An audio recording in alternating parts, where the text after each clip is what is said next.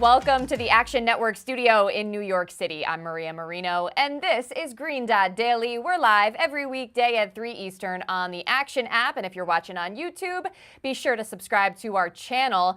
Today on the show, how to bet Panthers-Bears tonight. Maybe not the sexiest matchup on paper, but we'll give you plenty of ways to make it interesting. Plus, we talk NHL with Nick Martin and get his picks for the slate. But we start with the most bet props for Thursday night football per BetMGM. There's Cole Kmet to score the first touchdown, to score a touchdown anytime, Chuba Hubbard to go under 41.5 rushing yards, Adam Thielen over 6.5 receptions, and Miles Sanders over 10.5 receiving yards. Both of those overs have garnered 99% of money. Now, we're in for a real treat today. Not only do we have Sean Koerner to give out his top prop, but Chris Raybon is here. Welcome to Thursday, my friend. Normally, you guys are together on the Fantasy Flex podcast and the Power Hour on Sundays. How you feeling about tonight, Raybon? Man, I try to avoid betting Thursday night football, just like my guy Stuckey. This is a horrible matchup. I've been laying off the Panthers all year, and it was the greatest decision ever because they've covered one time. But I will say, Maria, you mentioned some of those most bet props. The Cole Kmet anytime touchdown at plus 130, that's way overvalued. I have the true odds closer to plus 250. So people are paying way too much for that. And all those other overs I have projected under as well. So it's pretty interesting. I have the Miles Sanders under, the Thielen under as well. So, Thursday night unders, 40 or less, are 77% to the under over the last 2 decades. So pretty risky to be betting on touchdowns and overs on Thursday night. Good to know. And if you weren't too excited about betting the game tonight, that's why we have Sean here, right? So we know, Sean, you've been in the lab. You're determining what your favorite prop is for the game. And it's, of course, a process to narrow these down and come to a decision. So here's what we're going to do. We'll get your 3 finalists and get Raybon's opinions as we go. Make sense? Oh boy. Yeah, sounds good to me. All right. Don't worry, Raybon. No overs. No overs. No. Yeah. Especially with you two. You guys. This is how we do it. Especially for Thursday Night Football. Gotcha. Well, let's get to it. You have the floor. All right. So for my first one, that just missed the cut. I do love this one though. It's Xavier Woods. Under 4.5 tackles and assists. You can get it at plus 110 right now. He's the free safety for the Panthers. He's questionable with a thigh injury, so there's a chance he doesn't play every single snap like he typically does. Plus, Woods tends to play deep safety over 60% of the time. That could be even higher if Von Bell does return tonight. It's going to be a tougher matchup for Woods to rack up tackles as a deep safety because Tyson Bagent, he's only expected to get 18.5 completions tonight, according to the market. Plus, he has, one of the lower depths of target on the season, around 6 yards. So, he's not going to take many deep shots, and that's typically when Woods would get a clear tackle. Plus, the Panthers' home scorekeeper dishes out assists at the highest rate in the league, sort of like the Oprah meme where you can assist, you can assist. So when the Panthers play on the road, he doesn't get as many assisted tackles. So I'm docking him for that a bit and getting him around 4 tackles and assists with about a 58% chance he stays under 4.5. All right. So first of all, the show should just be over right now. This is brilliant. You got a defensive a tackle assist model. You got an injury risk. So, he could get banged up and just leave the game after a few snaps and you win the bet. You talked about Bagent and the completions and where they're going. I think this is a really good one. This is going to be tough to beat. And I don't even know why you try to do this make the cut type thing, because you should just be betting all 3. You're gonna hit 2 out of 3 more often than not. But if you think you can beat this one, let's see what you got. Well, wait a second. I'm firing away right now. Let's bet them all. Screw it. All right. Before you move on, I just wanted to note, I don't think I've heard you mention a scorekeeper's tendency before. Yes. I've heard the officials and all that, but that was a great tidbit. But what else you got? All right. So for my next one, it's DJ Moore's longest reception under 21.5 yards. You can get around minus 125 right now, I think still. But a few weeks ago, I was on DJ Moore to go over this prop on Thursday Night Football, and it cashed on the third play of the game. But that was with Justin Fields under center. Tyson Agent hasn't been targeting more or really anybody downfield as much. I mentioned he has a pretty low depth of target, around 6 in his starts. And of more 12 receptions that have actually cleared this number this season, 11 have come from Justin Fields.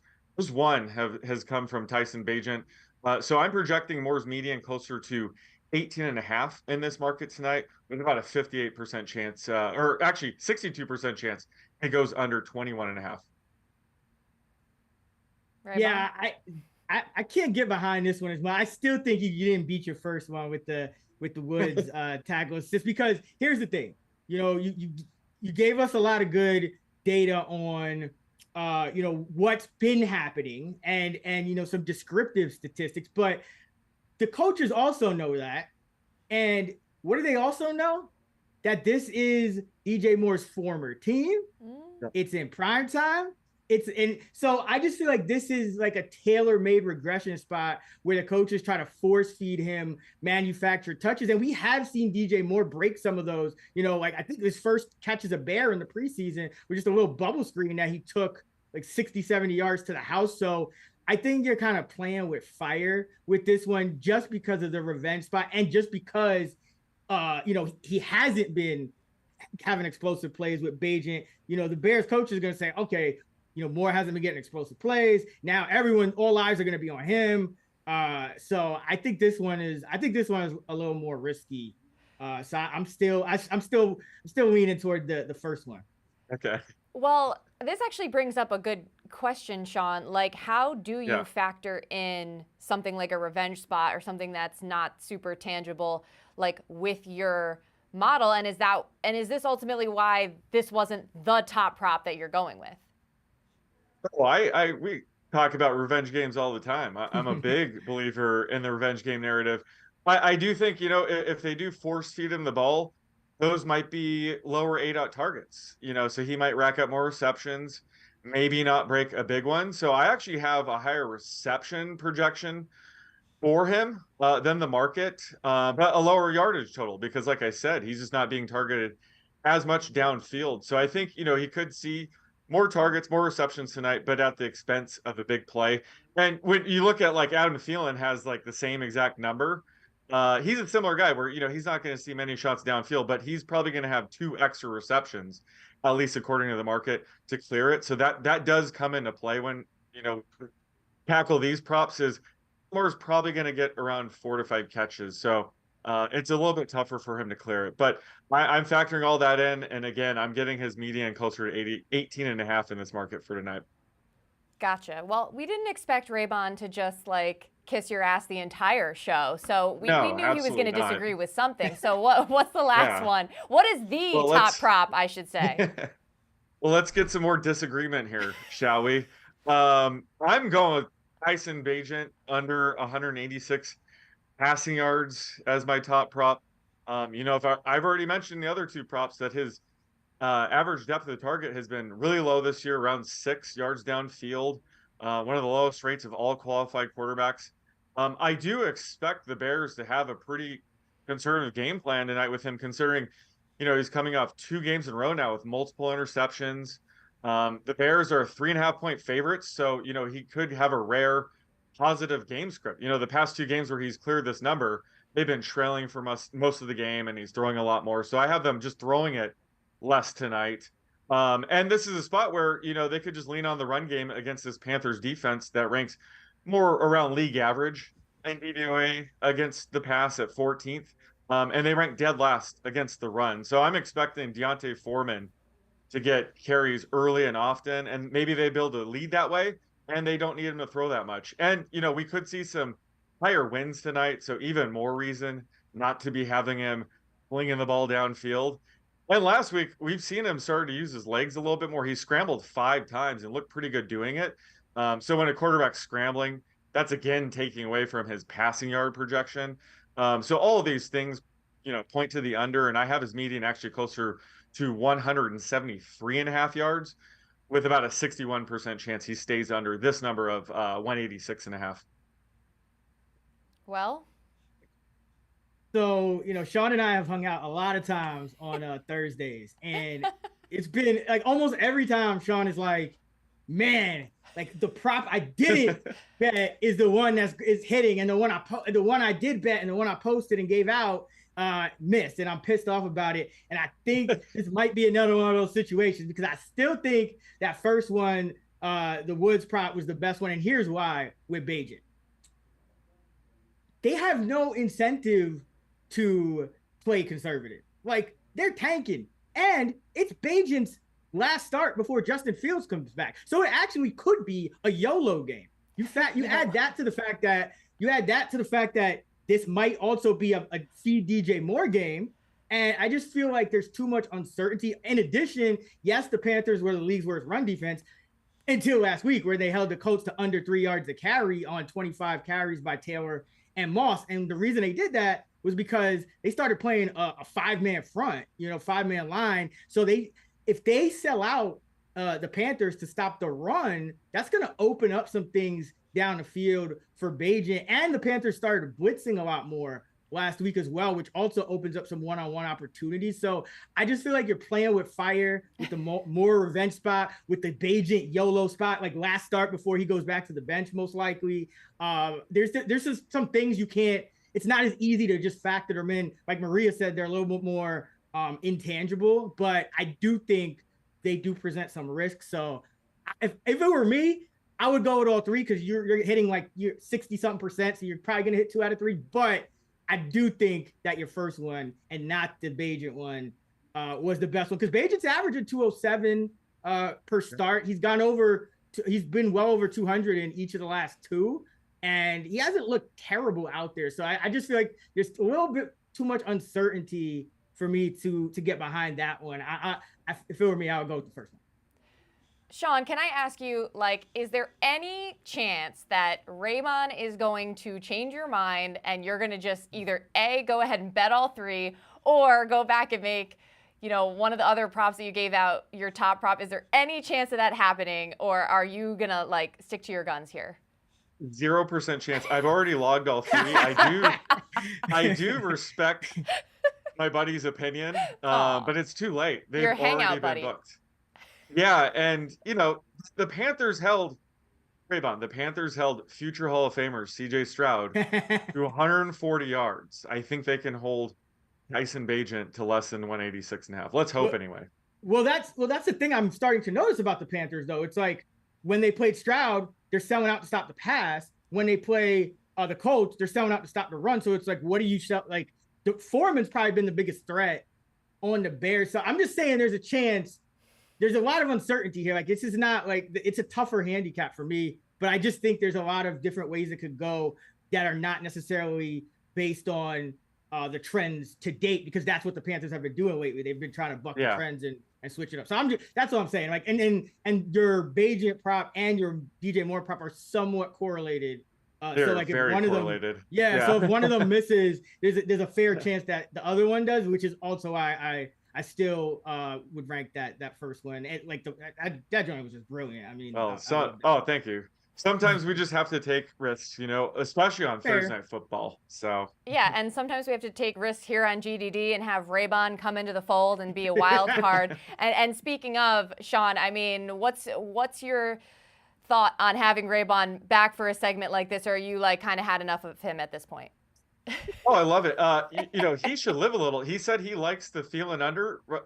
Why don't you just lock that in, Raybon? What's up with that? Oh, I mean, I said I have it projected under. I didn't say I have like a massive edge. I just said I have it like 6.2. So I mean, it's the biggest risk is watching Thursday Night Football. Then like you gotta listen. Like Al Michaels might fall asleep. Like it's just rough. Hurt Troop starts to broadcast to sleep. Like it's wild out there, man. Y'all know. All right. Well, this has been fun. We appreciate the thoughts. We'll obviously follow up. Sean is, by the way, like, you're like the nicest guy in the world. You're so nice. Oh. Like, just how he's just like, yeah, this was great. Anyway, Sean Koerner, Chris Raybon. Thanks, guys. Here are my 2 touchdown score picks for Panthers Bears, brought to you by the Action Network app. And my first pick, I'm going to go with Cole Kmet. I grabbed his touchdown odds at plus 290. Now, he caught 2 touchdowns last week on a tough Saints defense. He's got 5 touchdowns this year. That's second for all tight ends in the NFL, leads the Bears with 10 red zone targets. Now, this Panthers defense has been pretty solid versus wide receivers this year, 6 touchdowns allowed to the position. So if you want to bet DJ Moore in a revenge spot, I get it, but Kmet is the target I'm going with. And my next pick, you knew I had to do it. I'm going with Tommy Tremble. I grabbed his odds at plus 1,200. It's around plus 1,000 right now, but he's got 2 touchdowns this year, both on goal line passes. And Tremble has seen his snaps increase over the last month. Both he and Hayden Hurst are playing nearly the same amount. And this Bears defense, they've got holes everywhere. They're last in catches to tight ends, 4 touchdowns allowed to position. That's 27th in the NFL. They're also 23rd in DVOA versus tight ends. Look, Tremble has been good to me this year. I'm going to keep betting him at these odds. So those are my 2 picks. We're going with Tommy Tremble and Cole Kmet, both tracked at the Action Network app. Bon chance. Let's welcome in our Action Network Director of Research, Evan Abrams, to discuss the relevant trends for tonight and the NFL as a whole. So a theme of this season has definitely been primetime unders, but can you put into perspective just how prolific they've been? Yeah, it's been a wild ride. 22-7 so far this season. Now that is night game unders in total. 161, 102-3 since 2019. Right now at 22-7. The best start for night game unders, as I think you could imagine, but it's been even crazier just overall, right? So unders as a whole, 83, 52-1. So through week 9, that is the best under win rate at 61.5% for any season since 1991. And even it's not first half unders, it's second half unders. That's kind of where the damage has come. Second half unders, 82, 53-1 so far this season. First half about 500. So been crazy, but even second halves have been very calm.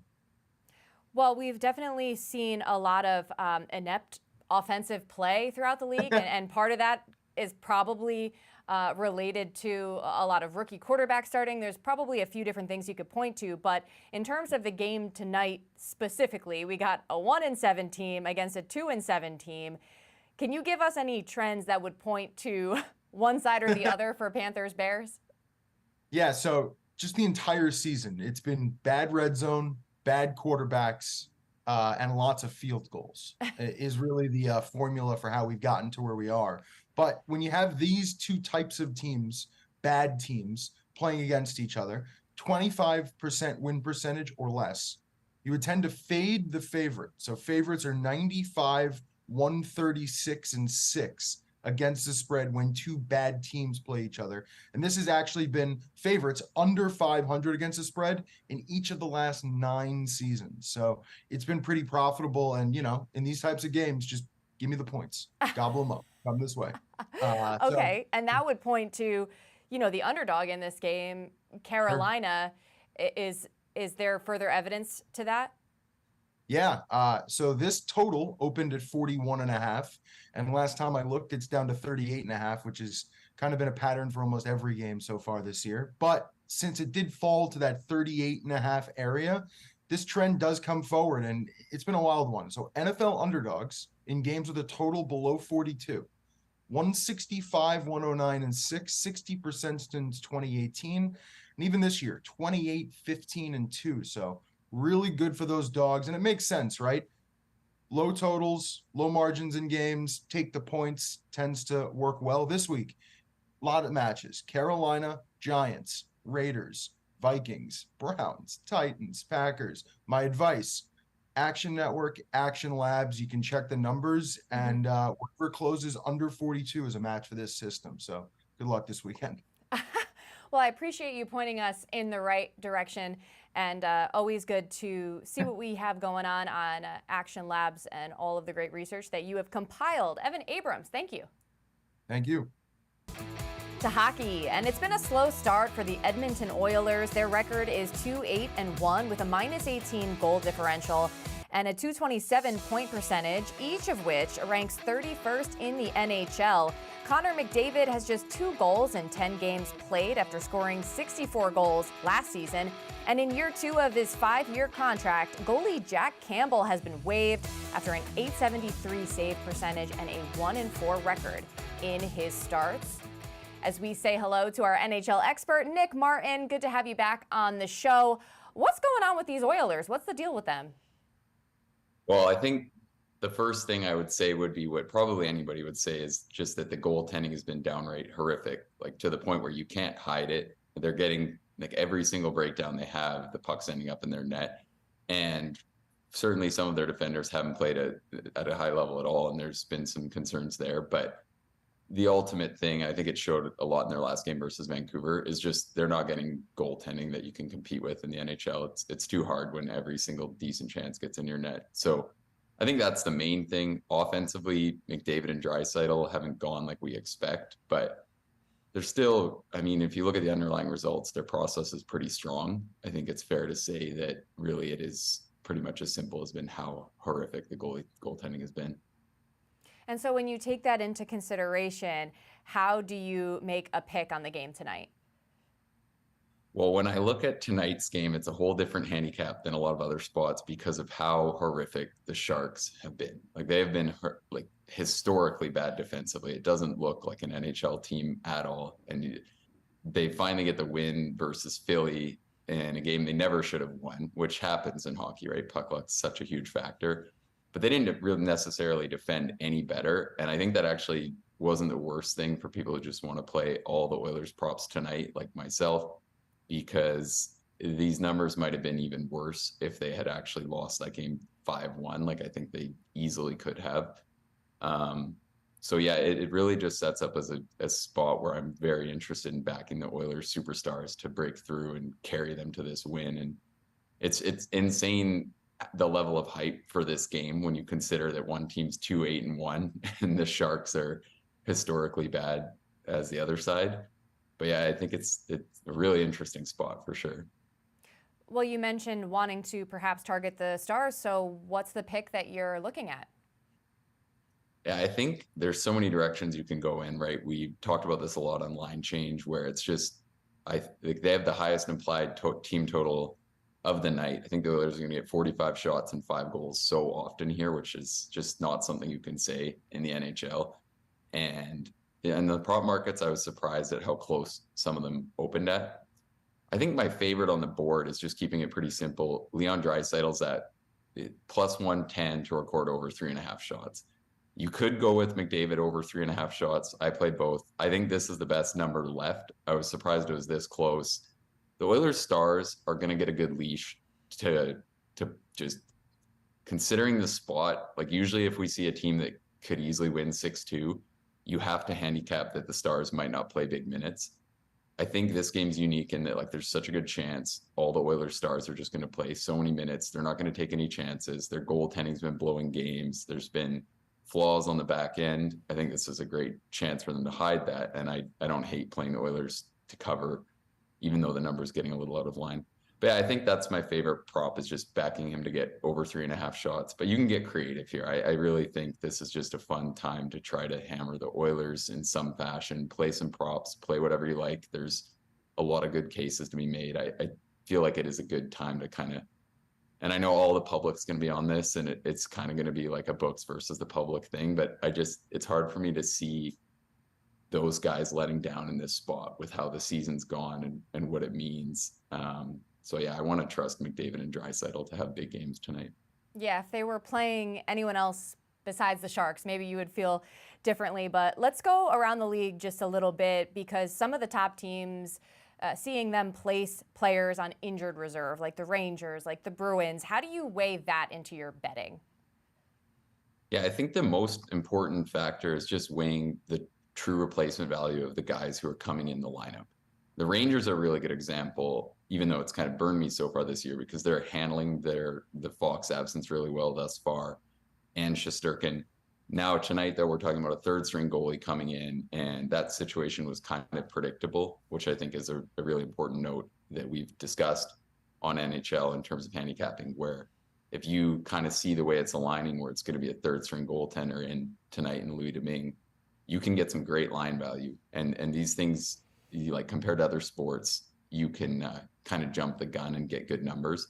So I think that's kind of just the main thing there. You're always trying to consider, if the injuries are stockpiling at one position, who's going to be playing the minutes and that sort of thing. Sometimes, maybe one right wing gets injured. It doesn't really actually mean that much because the guy below him who's going to step up and play the minutes is close in replacement value. So I think that's kind of just the factor, is you're just trying to, reassess the roster and think about what the current line should be. All right, while we have you, Nick, one more pick for the road? Yes, I think that the over 6.5 in the Kings-Pens game is a really good look tonight. And for some of the reasons we kind of just talked about, it could be a double backup goaltender spot. Should be Phoenix Copley in for the Kings, who's a pretty big downgrade over Cam Talbot, who played last night in the first leg of their back-to-back in Vegas, which was a tough and hard-fought game. The Kings played really well defensively, but I think this is a bit of a letdown spot on that front. And the Pens have been completely what everyone expected, in that they've generated the most chances in the league, and they haven't defended overly well at all. And they might have a third-string goaltender themselves in here with Magnus Hellberg.